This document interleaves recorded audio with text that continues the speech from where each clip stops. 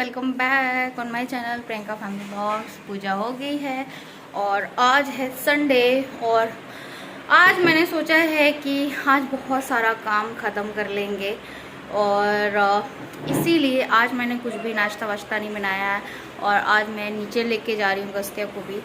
और आज छोटे मोटे काम भी हैं, लाइक वॉशिंग मशीन है और लाइक किचन में जो रैक है बर्तन का वो सब लगवाना है, तो इसीलिए आज बहुत सारे काम हो जाएंगे। उन सारी चीज़ों की वजह से मतलब मेनली किचन में जो प्लम्बरी वाला काम होता है ना, जब तक वो फिट नहीं होगा तो सामान किधर रखेंगे ना, इसकी वजह से भी थोड़ा काम लेट हो रहा था। आज वो हो गया तो समझ लो कि बहुत सारा काम निपट जाएगा आज और कल में।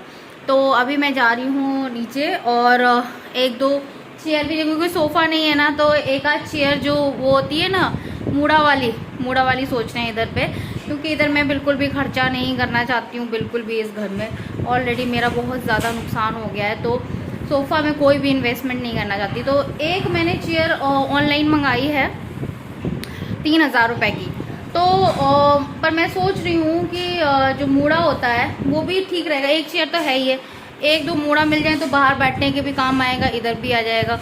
तो ये समझ लो ऐसी वाली चेयरें मैं कार में लेके आई थी, अगर ये उसमें आती ना तो ये टूट गई होती। और आपको पता है कि मेरी फ्रिज जो ऑलमोस्ट 1 साल हुए हैं, जो मैंने मतलब 1 साल ही हुआ है, अभी मैंने 2021 में ख़रीदी थी, उसमें इतना बड़ा स्क्रैच आ गया है नई फ्रिज में कि मुझे देख के एकदम दंग हो गई मैं। कल मैं सफाई कर रही थी ना फ्रिज की, तो मुझे पता चला कितना भी ये लोग पैकिंग करते हैं फ्लैट में रह के, लेकिन जब ये सामान घुसाते हैं ना तो बिल्कुल भी ध्यान नहीं रखते हैं, इतनी बुरी तरह से घुसाते हैं, उसी में सारी चीज़ें घुसा देते तो वो तो ख़राब होएगी। फ्लैट वो मतलब ऐसी दब गई है, मतलब वो दिख रहा है कि वो बुरी तरह से स्क्रैच पड़ गया और दब गई है समझ लो। तो इतना मेरा मन दुखी हुआ कि कुछ मत पूछो। तो चलिए अभी चेयर देखते हैं और नीचे ही नाश्ता कर लेंगे, तब तक प्लम्बर वाला आ जाएगा, प्लम्बरी का काम हो जाएगा, उसके बाद फिर बेड वगैरह मैं पोछूंगी।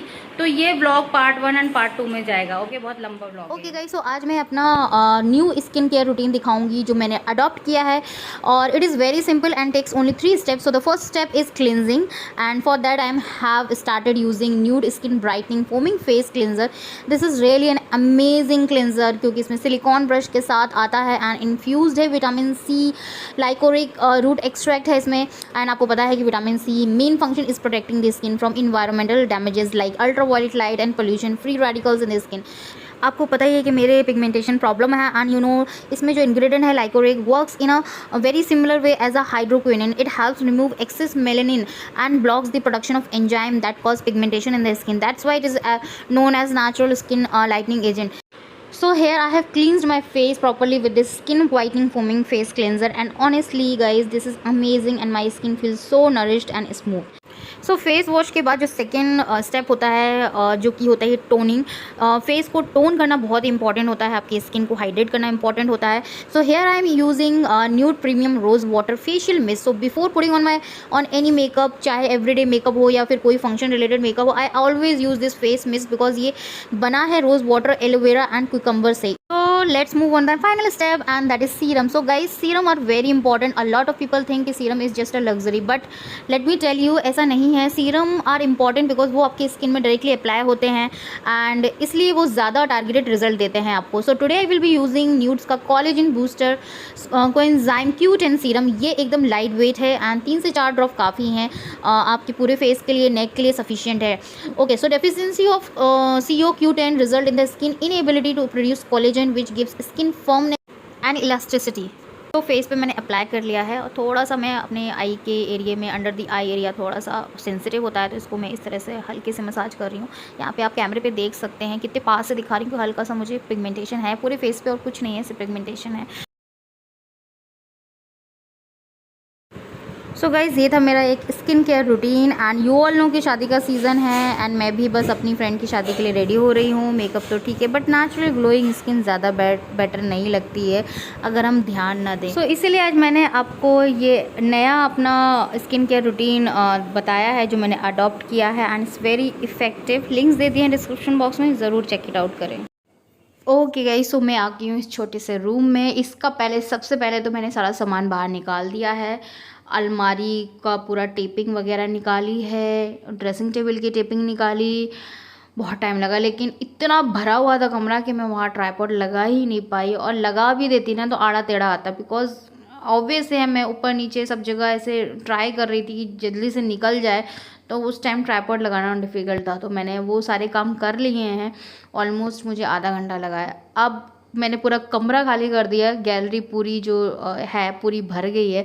अब मैं धीरे धीरे करके यहाँ पे सामान लगाऊंगी। तो सबसे पहले मैं डस्टिंग कर रही हूँ, क्लीनिंग कर रही हूँ अच्छे से, ऊपर पर्दे का रॉड भी पोंछूंगी, उसके बाद अलमारी पोंछूंगी, ड्रेसिंग टेबल पोंछूंगी। सो पूरा मुझे इसमें लग गया टाइम, आई मीन कह सकते हैं 2 घंटे लग गए। 2 घंटे के बाद भी सामान नहीं लगा, क्योंकि आप सोच सकते हो कि कितना सामान रहता है, एक एक कोना घर में हर चीज़ सेट करनी होती है, फंक्शनिंग करनी होती है, ऐसे उठा के नहीं रख सकते हो।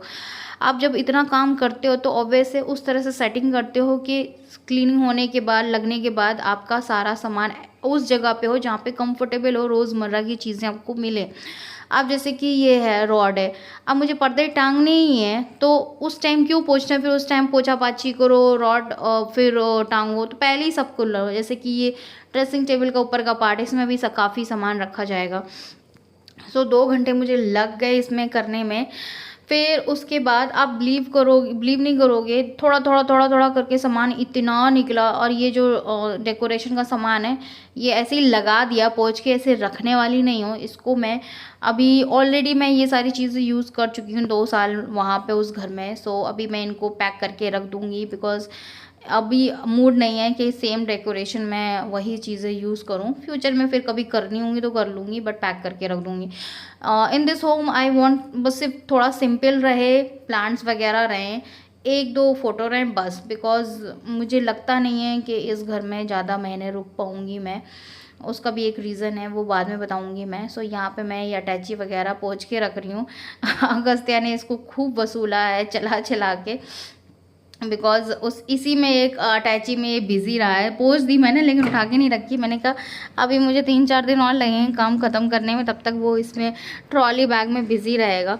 सो मैंने आंटी लगा ली है, तो मैं उन्हीं से बात कर रही हूँ। मैंने कहा कि जितना भी जैसा भी हो आप कर दो काम, परफेक्टली तो नहीं हो पाएगा बिकॉज ऑलरेडी सामान फैल रखा है। ये है मेरे साड़ी के क्या बोलते हैं इनको, मैं नाम ही भूल गई हूँ इनको, साड़ी ऑर्गेनाइज़र क्या बोलते हैं इनको, साड़ी के वो सब निकाले मैंने रखे। एंड ऑलरेडी साड़ियाँ पैक थी तो कोई दिक्कत नहीं हुई, क्योंकि फिर साड़ियाँ पैक नहीं होती ना, एक एक घड़ी बना के फिर रखनी पड़ती। तो यहाँ पे वो ड्रॉअर भी पूछ गया है। अब मैं सोच रही हूँ कि चलो वो वाला रैक लगा लेते हैं जो आप लोग बोल रहे थे ना। वैसे तो वो मैं देने वाली थी, बट सही हुआ कि नहीं दिया यार, बहुत काम आने वाला है क्योंकि इस टाइम पे वो। सो यहाँ पे नेक्स्ट डे नहीं है भाई, सेम डे ही है। प्रॉब्लम इज़ दैट कि इतनी मैं पसीने में तर हो गई थी कि वो फिर अच्छा नहीं लगता वीडियो में। सो मैंने एक शावर लिया नॉर्मली एंड कपड़े चेंज कर लिए। इतनी गर्मी हो रही है और काम करने में ज़्यादा लगती है ना। सो ये मैं रैक के पीछे पोछा लगा रही हूँ, जिससे क्या है ना, एक बार रैक लग गया फिर तो वो खिसकता भी नहीं है। अगर सामान रख गया तो पहले ही पोछा लगा। देखिए अब पोछा पाछी करते हैं थोड़ा सा। ये काफ़ी गंदा था रैक, क्योंकि इस पे पहले मैं किचन का सामान रखती थी। अब मैं अपनी ये साड़ियों के बॉक्स एंड रोज़मर्रा का सामान जो, क्योंकि अलमारी तो फुल हो जानी है, एंड जैसे कि पूजा वगैरह की प्लेट्स वगैरह, बहुत सारी चीज़ें, क्रॉकरी जो हार्डली कभी निकलती है त्यौहार पे, वो सारी चीज़ें मैं ऐसे ही ऊपर सजा के रखने वाली हूँ। बिकॉज़ जो गुनी में मुझे बर्तन जो रखने थे एक्स्ट्रा वाले, वो तो मैंने बांध दिए हैं, रख दिए किनारे, अभी लगा दूँगी। बट उसमें जो एक्स्ट्रा वाली क्रॉकरी होती हैं वो नहीं डाल सकते हैं, वो टूट जाएंगी। तो मैंने यही सोचा है कि ऊपर वाला जो सबसे वाला है उधर ये सारी चीज़ें रख देंगे। जैसे कि मेरा टोस्टर वगैरह है, ग्राइंडर है जो, एंड कुकर है, बहुत सारी चीज़ें मैंने ऊपर ही लगा के रख दी हैं अभी। कुछ कपड़े की अलमारी के ऊपर, कुछ ड्रेसिंग टेबल के ऊपर, एंड कुछ इसमें। सो बहुत सारा सामान है। एंड अच्छा हुआ ये रैक मैंने इधर उधर नहीं दिया। सो फाइनली ये देखिए लगा दिया है। अब देखो, जब सामान बहुत ज़्यादा होता है एंड जगह कहते हैं ना, सामान ज़्यादा है जगह कम है, तो बहुत कंफ्यूज हो जाते हो आप बिलीव नहीं करोगे, इसके 3 दिन तक मैं इस रैक को ऊपर नीचे करती रही। पहले मतलब आज मैंने कुछ सामान रखा, फिर और कुछ सामान निकला, तो फिर मैंने सोचा नहीं नहीं ये नहीं रखते हैं, ये रख देते हैं, वो उधर रख देते हैं। तो ये 3 दिन तक चेंजिंग होती रही इस रैक को भरने में। बट एक चीज़ सेम रही कि जो साड़ियों के पाउच वगैरह हैं, जो साड़ियाँ भरी रखी हैं, वो बस सेम रखी रही। बाकी जितने भी खाने हैं ना, सामान मैं लगाती रही, इधर से उधर करती रही। सो ये देखिए क्लीन हो गया अब हमारा रैक। अब बारी आती है सामान लगाने की, तो आप देखना मैं कितनी कंफ्यूज हो रही हूँ लगाने में। सो फ्रेंड्स, सबसे पहले तो आप वीडियो को लाइक कर दें, सब्सक्राइब कर दें मेरे चैनल को, एंड शेयर दिस वीडियो जहाँ पे भी कर सकें, ताकि मेरा चैनल भी ग्रो हो। एंड वीडियो को पूरा ज़रूर देखना।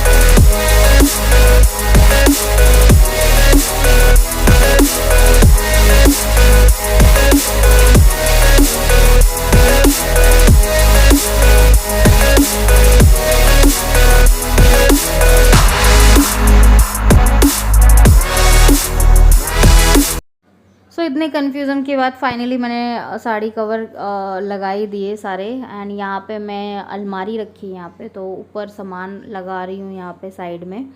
और यहाँ पे बाकी ये भी ऑर्गेनाइज़र है, इसमें भी सामान आ जाएगा, सामान क्या कपड़े आ जाएंगे। सो चलिए आज के ब्लॉग को इधर ही एंड करती हूँ। वीडियो को लाइक करना, सब्सक्राइब